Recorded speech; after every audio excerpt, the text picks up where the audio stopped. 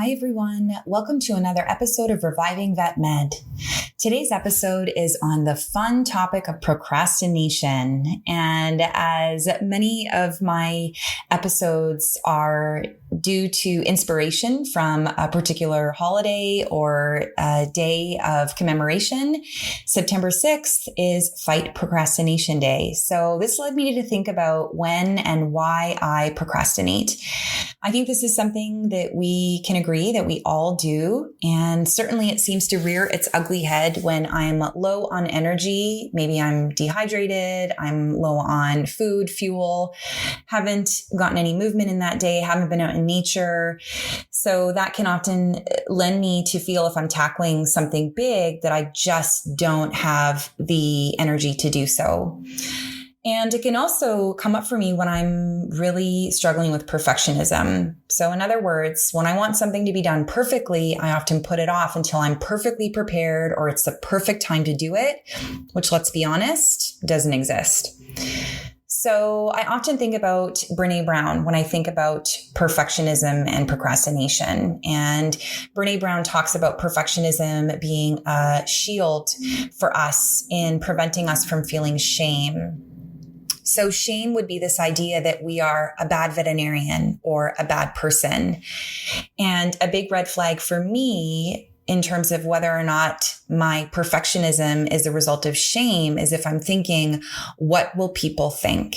What will people think if this medical record isn't written perfectly? Or what will people think if I make a mistake with this case or I miss a diagnosis? Or even what will people think if I'm going to record a podcast episode about this topic and I don't have all the information or I don't quote all the statistics perfectly? So the concern being they'll think I'm bad at what I do or I'm a bad person somehow.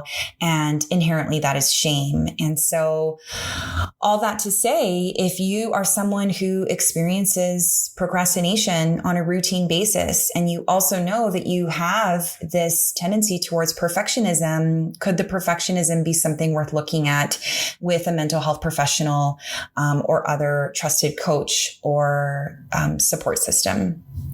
So with that said, I'm excited to share with you a little bit more about procrastination and how we can prevent it. So let's go ahead and get into the episode. This is the Reviving Vet Med podcast, and I'm your host, Dr. Marie Hollowaychuk. My mission is to improve the mental health and well-being of veterinary professionals around the world.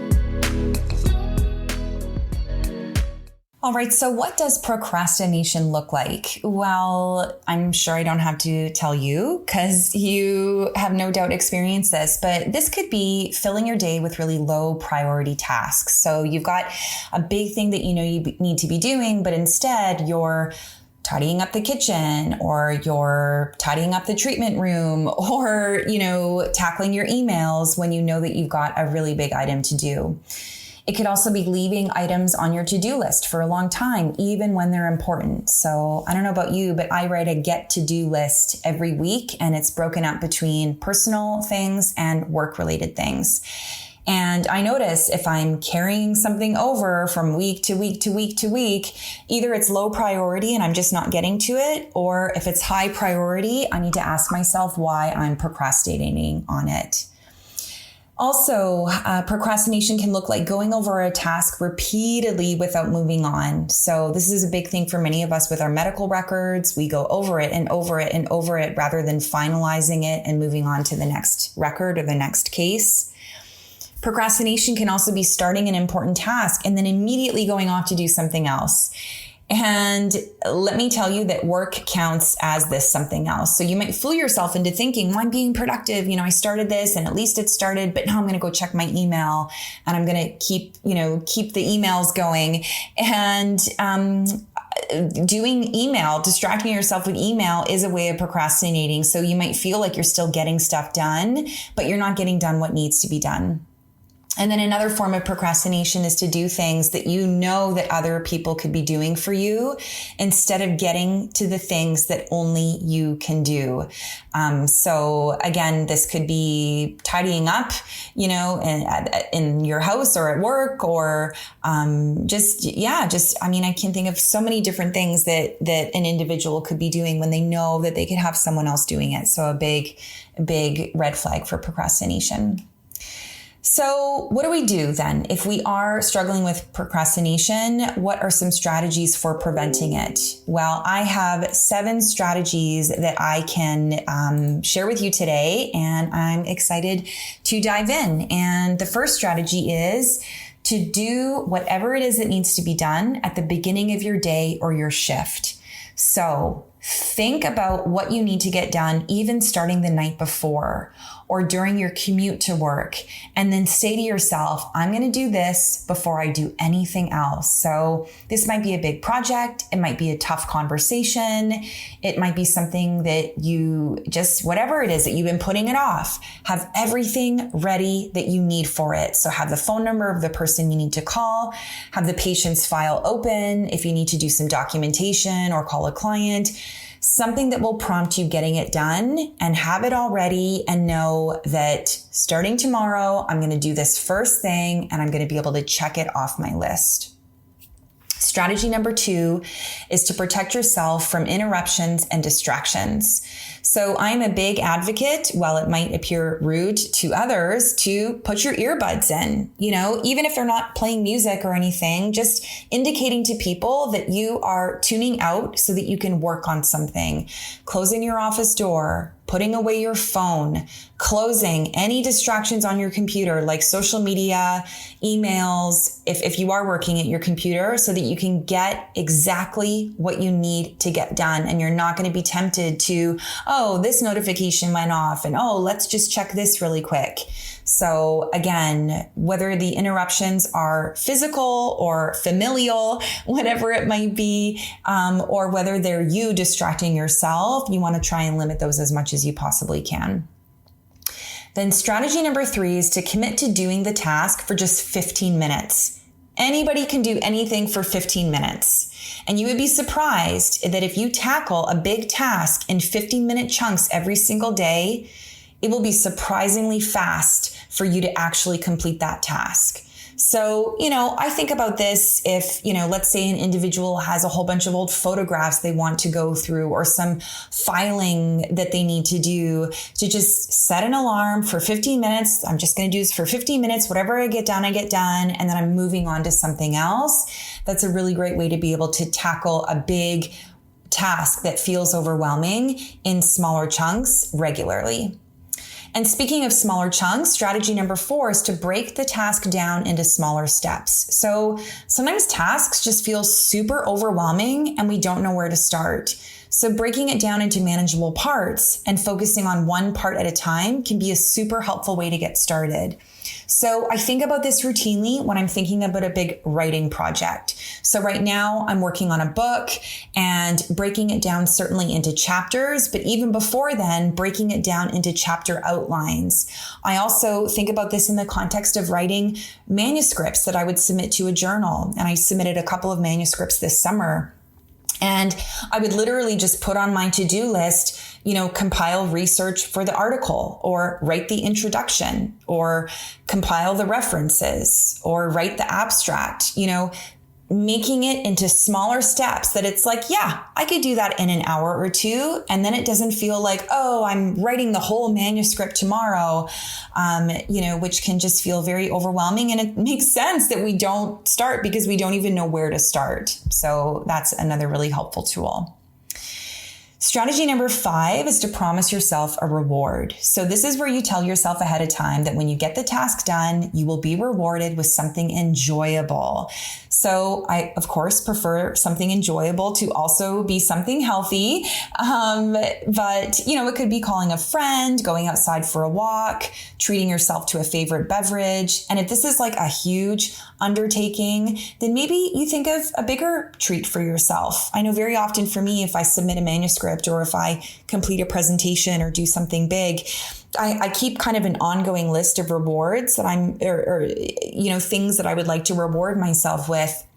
And so I might try, a new dessert at a new cafe that I haven't been to, or if I was thinking of purchasing a new yoga mat, maybe that's what I would do. Again, I really try to make it somewhat healthy. And, at the end of the day, if you're anything like me, checking the task off your list is enough of a reward. So that can be something that you do as well. Now, strategy number 6 is to change your environment. So this is something really important to consider. It might be that you need a quiet place to sit and focus, or maybe you need a change of scenery. You want to move to a public place where there's lots of movement and noise, and that somehow that's going to be your inspiration.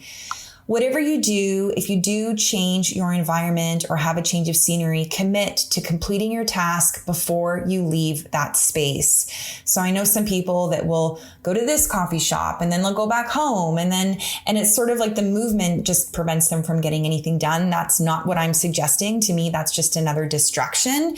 But if you want to say to yourself, you know what, I'm going to go sit in the library and finish this until it's done, power to you. I think that that's a great option.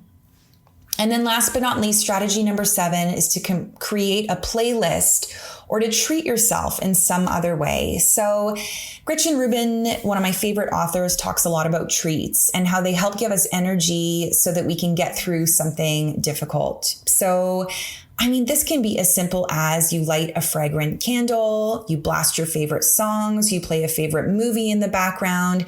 Again, as long as it isn't distracting, it might be just what you need to get the job done. So when I used to do a lot more writing, when I was working on my co-editing my textbook a few years ago, I would very often play music, but it was very specific music. It was musicals. So like Phantom of the Opera, Les Mis, Miss Saigon, Chess, all the classics, from most of which are from Andrew Lloyd Webber. But I would play those and they just really helped to get me in the mood and keep me focused. It was almost like it was a treat and a bit of a prompt for me to get that done. Whereas if I'm, sorting through tax paperwork or getting my expenses together for my accountant, I will often play one of my favorite movies that I've seen 100 times over. So I can pick up and I'm not going to miss anything because I've already seen it, but it's a really enjoyable comfort in the background. So that might be something that you do as well.